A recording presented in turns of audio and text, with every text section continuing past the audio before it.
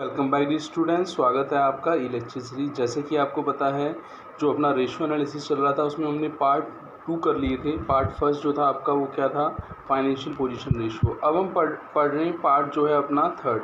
Part third का जो title है उसको हम बोलते हैं एक्टिविटी या टर्नओवर रेशियो। एक्टिविटी या टर्नओवर रेशियो की जब बात आती है तो हमसे पूछा जाता है कि सर एक्टिविटी टर्नओवर रेशियो हम निकालते क्यों हैं। तो इसका आंसर यह है कि हम एफिशिएंसी कैलकुलेट करने के लिए इस रेशियो को निकालते हैं। एफिशिएंसी की हमारा जो वर्क है वो एफिशिएंटली हो रहा है या फिर नहीं हो रहा है। तो यहाँ पे हमने इसको एफिशिएंसी मेजर करने के लिए निकालते हैं। और ये जो एफिशिएंसी का हम मेजरमेंट करते हैं, बच्चों ध्यान रखिएगा, एफिशिएंसी का मेजरमेंट हम किस में करते हैं, एफिशिएंसी को हम मेजर करते हैं टाइम्स में। तो सबसे पहले हमें ध्यान रखना है कि हम इस रेशियो को क्यों निकालते हैं, बोलो, एफिशिएंसी मेजर करने के लिए।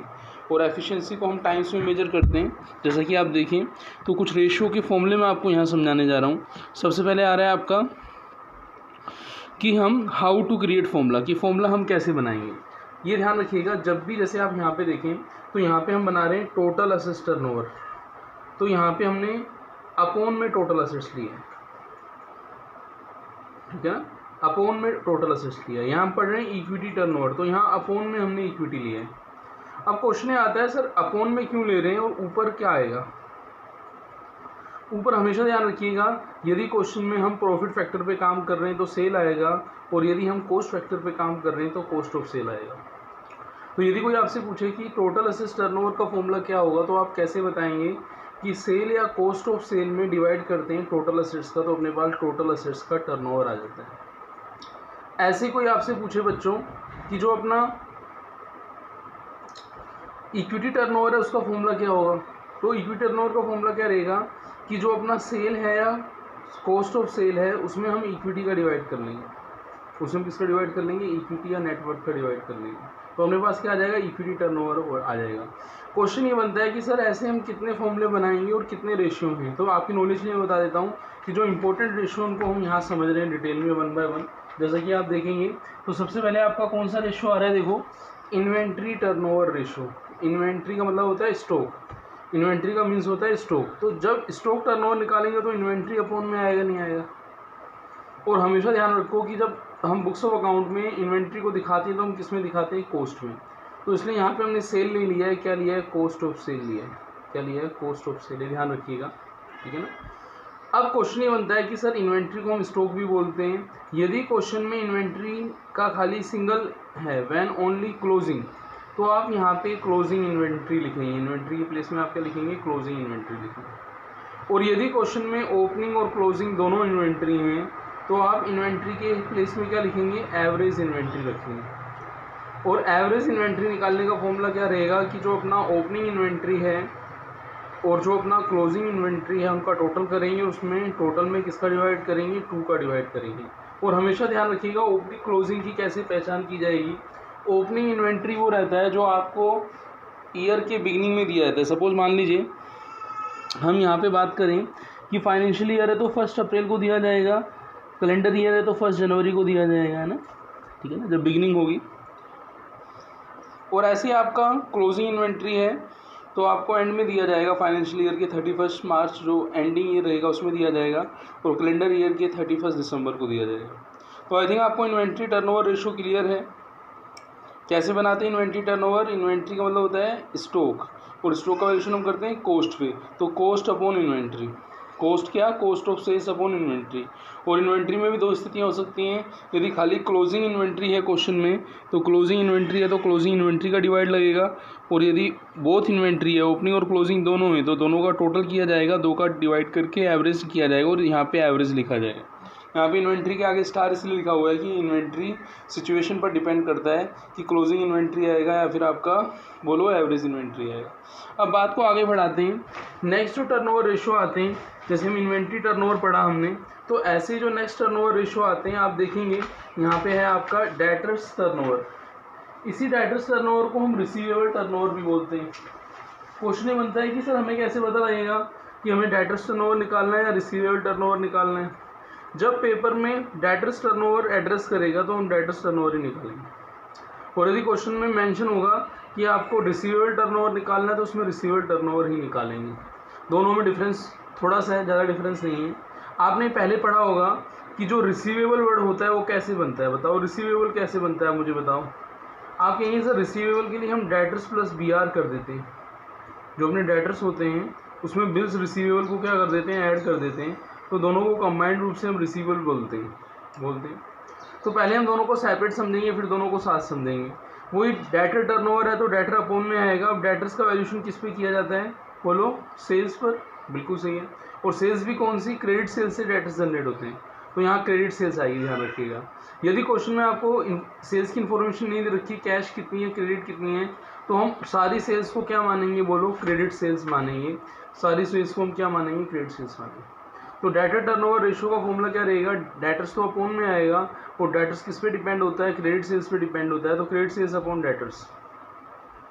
अब इसी को यदि हम इन्वेंट्री की तरह समझें तो आप यहाँ पे देखेंगे वही ओनली क्लोजिंग डेटर्स दे रखे हैं तो खाली क्लोजिंग आएगा, और यदि ओपनिंग और क्लोजिंग दोनों दे रखे हैं तो एवरेज आएगा। एवरेज डेटर्स आएगा, नहीं आएगा, बोलो। ओपनिंग और क्लोजिंग का डिवाइड करेंगे, ओपनिंग प्लस क्लोजिंग करेंगे और डिवाइड करेंगे, दोनों को प्लस करने के बाद 2 से डिवाइड करेंगे तो अपने पास एवरेज डेटर्स आ जाएंगे। फिर हम इस चीज़ को ऐसे समझते हैं कि सर ये रिसीवेबल टर्नओवर क्या है। रिसीवेबल कब होता है, जब डेटर्स के साथ BR भी दिए जाते हैं। तो आप ध्यान रखिएगा, जब डेटर के साथ BR होगा तो हम ऊपर वाला फॉर्मूला यूज़ नहीं ले सकते। इन्फॉर्मेशन दोनों की रखी है तो हमें रिसीवेबल वाला फॉर्मूला यूज़ में लेना होगा। और रिसीवेबल के लिए ज़्यादा डिफरेंस नहीं है, वो क्रेडिट सेल्स अपॉन डेटर्स आता था, वहाँ अब डेटर्स की प्लेस में क्या आ जाएगा, रिसीवेबल आ जाएगा। और रिसीवेबल भी ओपनिंग क्लोजिंग है तो एवरेज आ जाएगा, बस इतना सा डिफरेंस है। डेटर्स किससे रिप्लेस हो गया, आपका रिसीवेबल से रिप्लेस हो गया। हमने मॉडर्न कॉन्सेप्ट्स में डेटर्स को रिसीवेबल का पार्ट माना है। तो यहाँ पे जब हम डेटर्स टर्नओवर लिखते थे तो DTR लिखते थे, और जब हम रिसीवेबल टर्नओवर लिखते हैं तो RTR लिखते हैं। तो RTR का formula credit sales upon average receivable. और वही चीज़ कि रिसीवेबल होते क्या है, डेटर्स प्लस BR। यदि क्वेश्चन में खाली क्लोजिंग रिसीवेबल है तो क्लोजिंग डेटर्स क्लोजिंग BR को ऐड कर देंगे, और यदि क्वेश्चन में दोनों दे रखे हैं, ओपनिंग डेटर्स BR भी है, क्लोजिंग डेटर्स BR है, तो दोनों का एवरेज ले लेंगे।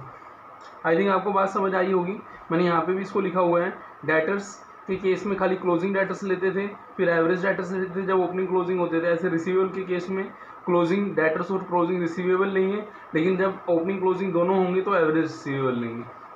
तो ये अब यहाँ पे अपना डेटर टर्नओवर रेशियो भी होता है। अब हम समझते हैं जो अपना टर्नओवर रेशियो में नेक्स्ट जो आता है वो आता है आपका creditor turnover ratio. Creditor turnover ratio, जैसा कि आपने डेटर्स पढ़ा था, डेटर्स वो पर्सन रहते हैं जिनको हम क्रेडिट सेल्स करते हैं, क्रेडिट सेल्स से जनरेट होते हैं। ऐसे क्रेडिटर वो पर्सन होते हैं जिनसे हम क्रेडिट परचेज करते हैं। और क्रेडिटर टर्नओवर जब हम निकालेंगे तो आपको पता है जो भी टर्नओवर रेशियो निकालते हैं वो अपोन में आता है, नहीं आता है, आता है। क्रेडिटर जनरेट किससे होते हैं, बताओ, क्रेडिट परचेज से। जब हम सप्लायर से क्रेडिट परचेज करते हैं तभी तो वो हमारे क्रेडिटर बनते हैं, येस और नो, आप कहेंगे येस सर। तो यहाँ पे फॉर्मूला आसान है, क्रेडिटर टर्नओवर क्रेडिटर अपोन में आएगा, क्रेडिटर जनरेट होते हैं क्रेडिट परचेज से, तो ऊपर क्रेडिट परचेज, तो क्रेडिटर टर्नओवर CTR का फॉर्मूला क्या हो गया आपका, credit purchase upon creditor. I think समझ आया होगा आपको। फिर हम बात करेंगे, कभी कभी क्वेश्चन में वही जैसे डेटर के साथ BR देता है, ऐसे आपको क्रेडिटर के साथ क्या दे देता है, आपको बिल्स पेबल दे देता है। तो इस सिचुएशन में हम क्या करेंगे, हम पेबल वाले फॉर्मूले यूज़ में लेंगे। नीचे आप देखें, हमने क्रेडिटर टर्नओवर की जगह क्या कर दिया है, पेबल टर्नओवर कर दिया है। और पेबल टर्नओवर में होगा क्या, फॉर्मूला तो वही रहेगा, जहाँ क्रेडिटर आता था वहाँ क्या आ जाएगा, अब बोलो, पेबल आ जाएगा। जहाँ पे हम क्रेडिट परचेज करते थे, क्रेडिट परचेज हमने एज इट इज लिख दिया पेबल टर्नओवर में, देखो। अपोन में जहाँ हम क्रेडिटर करते थे वहाँ पेबल कर दिया। और यदि क्लोजिंग क्रेडिटर और BP हैं तो दोनों को जोड़ के लिख लेंगे, और यदि एवरेज हैं तो दोनों को जोड़ के 2 का भाग कर देंगे, एवरेज पेबल लिख देंगे। तो आई थिंक आपको पेबल टर्नओवर जो आपका है वो भी समझ आया होगा, बोलो। तो हाँ, यहाँ पे हमने डिटेल में समझा भी है कि जब आपका क्रेडिटर टर्नओवर होता था तो खाली क्वेश्चन में क्रेडिटर होते थे, और यदि क्रेडिटर खाली क्लोजिंग है, वैन ओनली क्लोजिंग, तो खाली क्लोजिंग क्रेडिटर लिखेंगे। लेकिन ओपनिंग और क्लोजिंग दोनों क्रेडिटर दे रखे हैं तो दोनों को जोड़ के 2 का भाग लगा के एवरेज क्रेडिटर निकालेंगे, फिर यहाँ पे हम एवरेज क्रेडिटर लिखेंगे। यही स्थिति लागू होती है पेबल के केस में भी होती है।